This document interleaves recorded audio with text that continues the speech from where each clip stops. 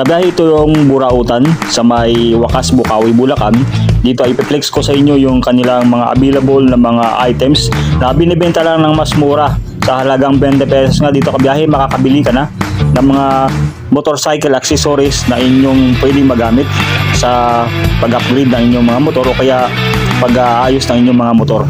So 20 pesos, buy 5, take 1. Buy 5, take 1, 20 pesos each. So kung bibili kayo dito guys ng 5, meron kayong isang piraso na libre. So dito guys, makikita natin, meron sila dito ng ganito. Ang burluloy sa motor guys, oh. Mga 20 pesos yan. Pag bumili ka ng 5, merong isang piraso na libre. Guys, nung nakita ko dito, mga handle grip. Yan, oh.